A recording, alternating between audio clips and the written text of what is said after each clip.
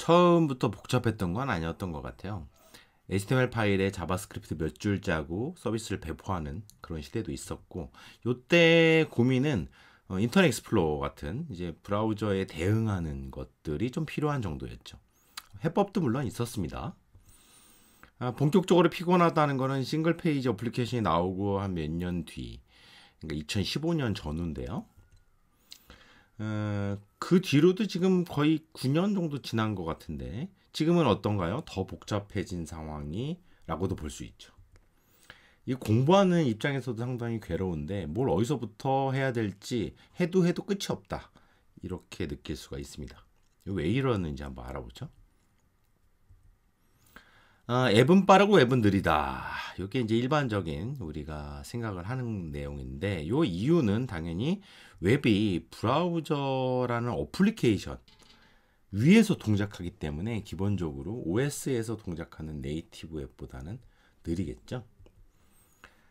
근데 요거를 이제 극복하는 아이디어가 여러 개 나올 수밖에 없습니다. 프론트엔드 개발에서 가장 느린 게 도움인데, 요 도움을 가상 도움으로 만들어서 더 빨리 동작하도록, 즉 도움 접근을 줄이기 위한 방법도 있었고요.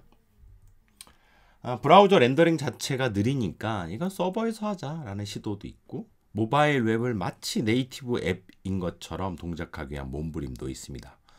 자바스크립트 언어 자체를 부정하고 더 성능이 좋은 방법이 있지 않을까? 다른 언어로 해보자라는 시도도 있고요.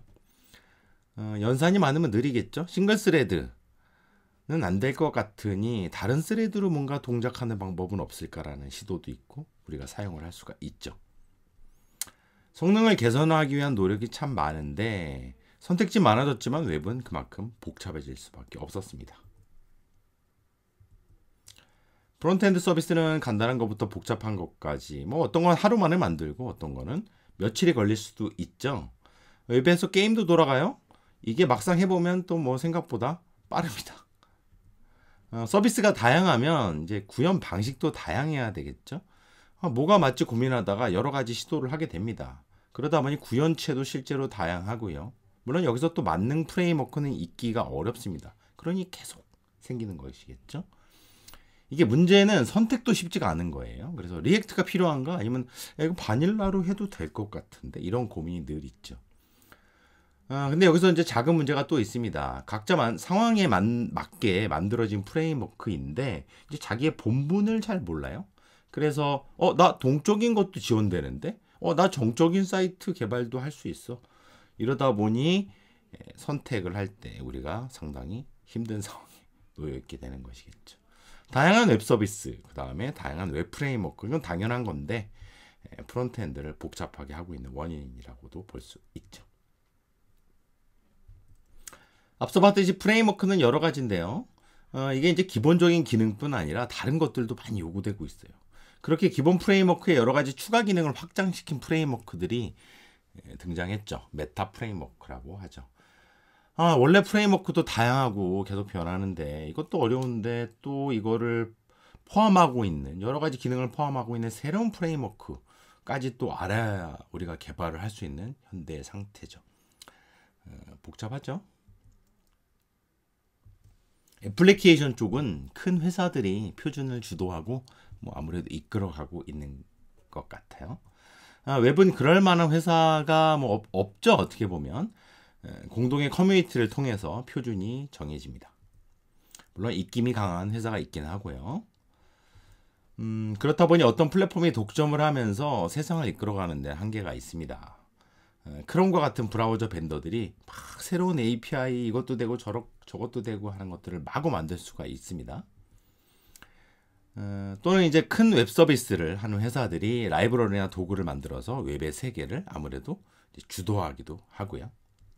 물론 커뮤니티나 작은 회사에서 개수만 보면 훨씬 더 많은 도구와 라이브러리들이 나올 수밖에 없죠.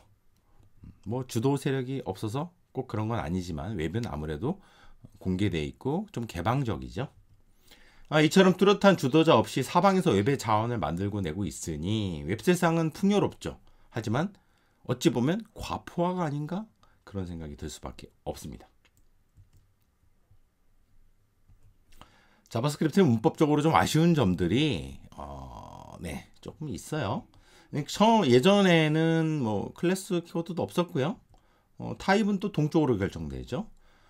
이거를 이제 애잔하게 보는 시선들이 있었습니다. 그래서 MS는 마이크로소프트는 답답했나 봐요. 자바스크립트 상위 개념의 새로운 언어를 만들었고 이걸 어떻게 쓰냐면 빌드 과정이 필요하죠. 변환하려면 파싱을 해야 됩니다. JS 코드 변환기 그런 게 있으면 되는 건가? 라는 생각을 가지고 만들기 시작했죠. 누군가 이걸 지켜보다가 그런 생각을 또 합니다. 그러면은 문법 변환도 되는 거잖아. 그러면 최신 문법은 지원 안 되는 브라우저에서 못 썼는데 빌드할 때 변환해 주니까는 쓸 수 있겠네? 라고 생각을 하는 것이겠죠. 그래서 우리는 변환을 해서 배포하면 되기 때문에 모든 최신 기능, 표준이 아닌데 멋진 기능을 개발 단계에서 마음껏 사용할 수가 있죠. 이걸 이제 트랜스파일링이라고 이제 합니다.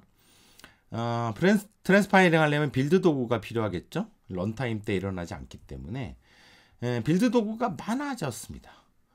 근데 이 빌드 도구가 트랜스파일링 말고도 이제 최신 기법들을 모두 다 포함을 이것저것 하고 있어서 뭐 사이즈를 줄인다거나 코드를 좀 변환시킨다거나 이런 걸 많이 하죠.